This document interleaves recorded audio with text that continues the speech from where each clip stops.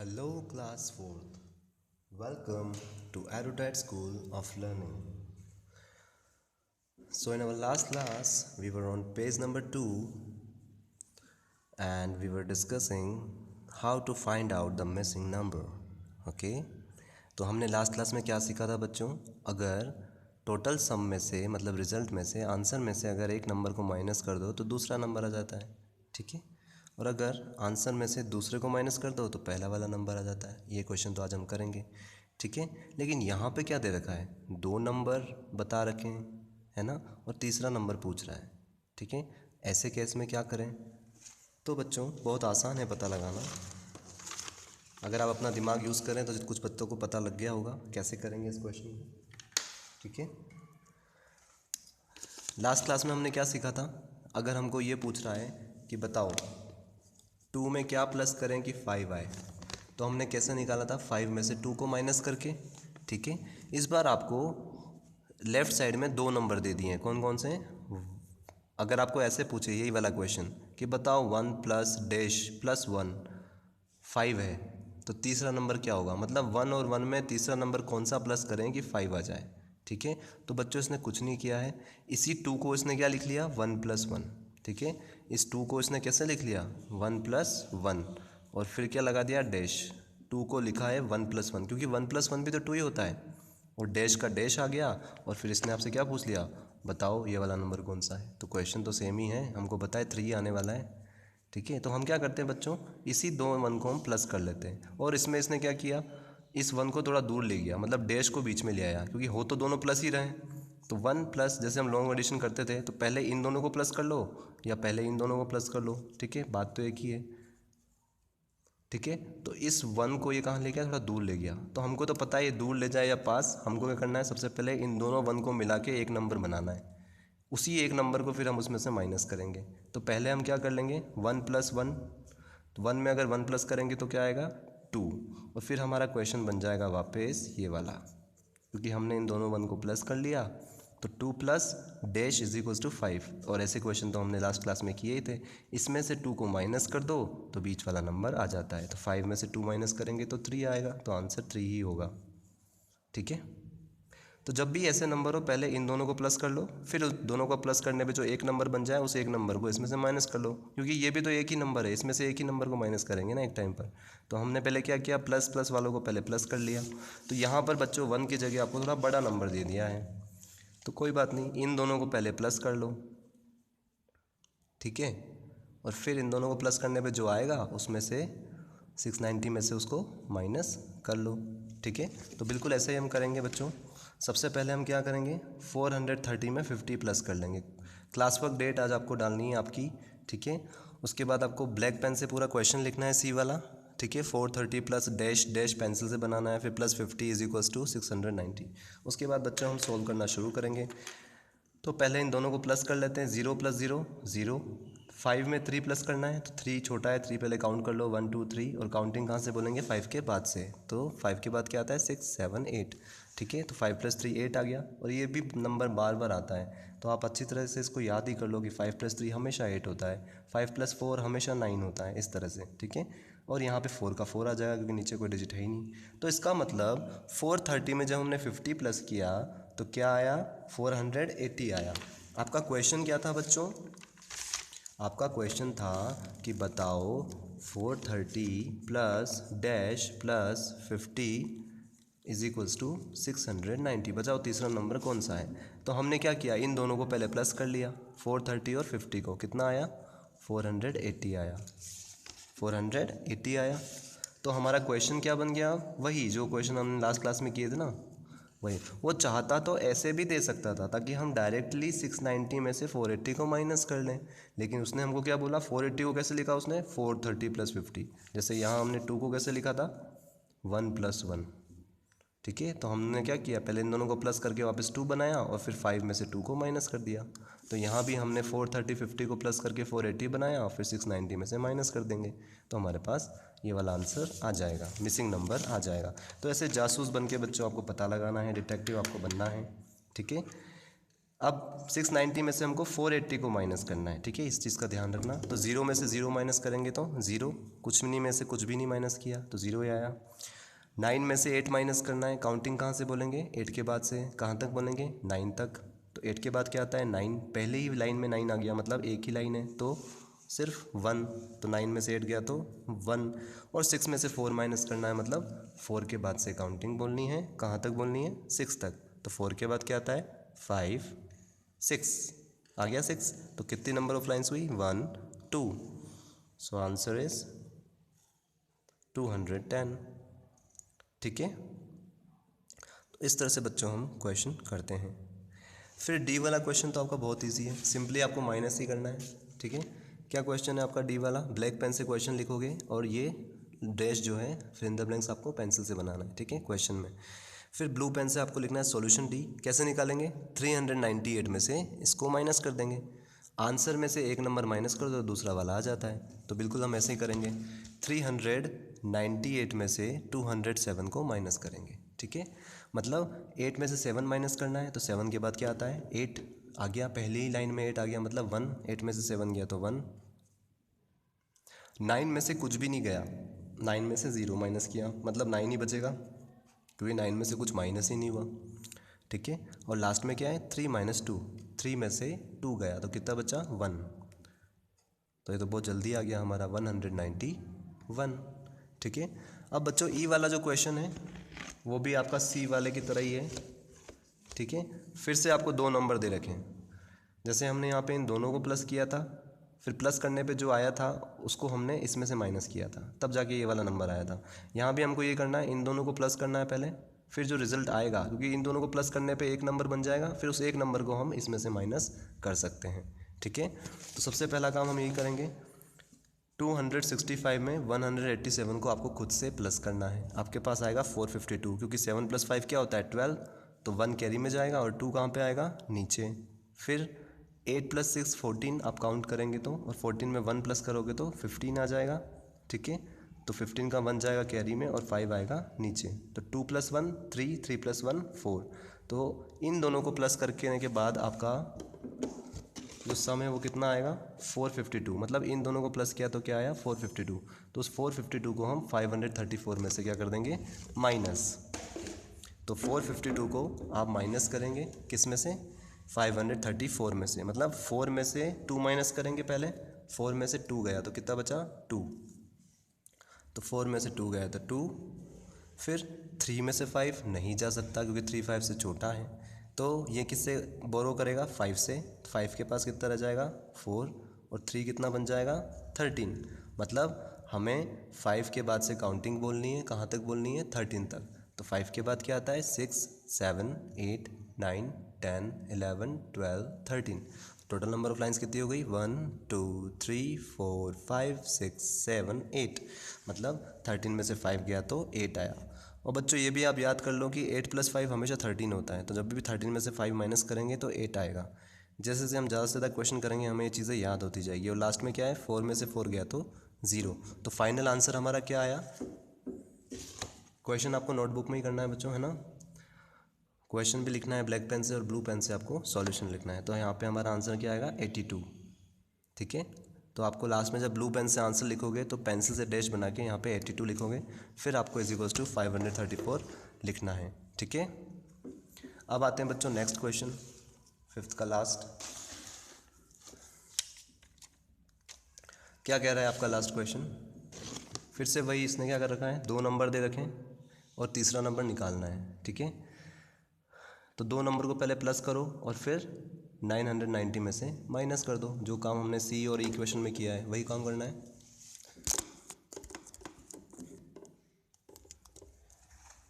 जो काम हमने सी और इक्वेशन में किया था, इन दोनों को प्लस किया था फिर 690 में से माइनस किया था। यहाँ पे इन दोनों को प्लस किया फिर 534 में से माइनस किया। तो यहाँ पे इन दोनों को प्लस करेंगे फिर 990 में से माइनस कर देंगे, ठीक है। तो यही काम हम करेंगे।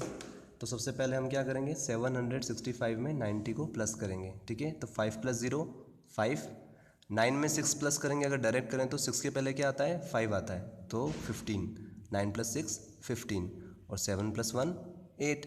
मतलब इन दोनों को प्लस करने पे क्या आया 855। मतलब हमारा क्वेश्चन क्या बन गया अब dash plus 855 is equals to 990। कुछ नहीं किया है, इन दोनों को प्लस करके हमने लिख लिया है बस, ठीक है। इन दोनों को प्लस करने पे क्या आया 855 प्लस डैश तो चल ही रहा था हमारा, ये डैश तो चल ही रहा है, इन दोनों को मिला के हमने क्या लिख दिया 855, मतलब 855 को 990 में से माइनस करेंगे, मतलब हमारा क्वेश्चन क्या बन गया, ये बन गया अब, ठीक है। तो हमने 990 में से 855 को माइनस करेंगे तो हमारा पहला वाला नंबर आ जाएगा। लेकिन ज़ीरो में से तो 5 माइनस हो ही नहीं सकता, तो ज़ीरो किससे लेगा 9 से, 9 के पास कितना रह जाएगा 8, और ज़ीरो कितना बन जाएगा 10, मतलब 5 के बाद से काउंटिंग बोलनी है, कहाँ तक बोलनी है 10 तक। तो 5 के बाद क्या आता है 6 7 8 9 10, तो कितना हो गया हमारे पास 1 2 3 4 5, और हमको वैसे ही पता होना चाहिए 10 में से 5 जाता है तो 5 ही आता है, ठीक है। अब 8 में से 5 माइनस करना है, काउंटिंग कहाँ से बोलेंगे 5 के बाद से, कहाँ तक बोलेंगे 8 तक। 5 के बाद क्या आता है 6 7 8, आ गया 8, तो कितने नंबर कितनी लाइन्स हुई 1 2 3, तो 8 में से 5 गया तो कितना है हमारे पास 3 आया। और लास्ट में 9 में से 8 जाएगा तो 1 ही बचेगा, क्योंकि 8 के बाद से काउंटिंग बोलेंगे 9 तक बोलना ही है, और 8 के बाद क्या आता है 9, तो पहली लाइन में 9 मिल गया, मतलब एक ही लाइन आई तो 1। तो टोटल हमारा जो फाइनल आंसर है वो क्या हुआ 135, ठीक है। नाउ बच्चों लास्ट क्वेश्चन है आपका फिल इन द ब्लैंक्स। बच्चों ये जो फिल इन द ब्लैंक्स है बहुत इंटरेस्टिंग है। इसमें देखो पहले तो इसने क्या कर रखा है, 2 क्वेश्चन में 1 को प्लस कर रखा है, फिर 2 क्वेश्चन में 10 को प्लस कर रखा है, फिर तीसरे थर्ड वाले पेयर में ई और एफ में 5th और 6th क्वेश्चन में इसने 100 को प्लस कर रखा है। इसमें ये कुछ हमको सिखाना चाहता है ताकि हम मन में ही प्लस कर सकें, माइंड में ही प्लस कर सकें, हमें पेन और पेपर की ज़रूरत ही ना पड़े, पेंसिल और पेपर की ज़रूरत ही ना पड़े। वो क्या सिखाना चाहता है अभी हम समझेंगे। पहले हम इनको नोटबुक में जैसे हम प्लस करते हैं वैसे ही प्लस करेंगे। पर ये चीज़ तो हमको 1 के लिए पता है कि जब भी हम किसी भी नंबर में 1 प्लस करते हैं तो क्या होता है, उसी का सक्सेसर आता है। मतलब अगर हम 1 में 1 प्लस करें तो 2 आता है, क्योंकि काउंटिंग में 1 के बाद कौन आता है 2। ऐसे ही काउंटिंग में 799 के बाद क्या आता है 800, ठीक है 800 आता है। तो हमको पता लग गया कि 799 के बाद 799 में अगर 1 प्लस करेंगे तो भी क्या आएगा 800 आएगा। जब भी हम किसी नंबर में 1 प्लस करते हैं बच्चों, अगर मैं 1 में 1 प्लस कर रहा हूँ तो क्या आएगा 2। तो जब भी हम +1 करते हैं तो क्या मिलता है हमको सक्सेसर। सक्सेसर मतलब उसी नंबर के काउंटिंग में जस्ट बाद जो नंबर आता है, ठीक है, वो हमको मिल जाता है। तो ऐसे हम चलते रहेंगे। तो अगर हम 99 में 1 प्लस करते हैं तो क्या आता है 100। अगर 199 में 1 प्लस करते हैं तो क्या आता है 200, ठीक है। 299 में 1 प्लस करते हैं तो क्या आता है 300, उसी का सक्सेसर। जब भी हम 1 प्लस करते हैं तो हमें सक्सेसर मिलता है। या हम यूँ भी कह सकते हैं कि वंस प्लेस पर जब भी हम 1 प्लस करते हैं तो जो वंस वाली प्लेस है इसमें नंबर ऐड होता है। कैसे होता है, अगर हम 799 में 1 प्लस करेंगे तो ये 1 कहाँ पे ऐड होगा, वंस प्लेस पर ऐड होगा, ठीक है। ऐसे ही जब हम 10 प्लस करेंगे, अगर हम 799 में 10 प्लस करेंगे तो 1 जो होगा वो 10th प्लेस पे प्लस होगा, मतलब इस पे भी कोई चेंज नहीं आएगा, 1st प्लेस पे कोई चेंज नहीं आएगा, क्योंकि 9 + 0 9 होता है, ठीक है। प्लस किस में होगा, इसमें होगा।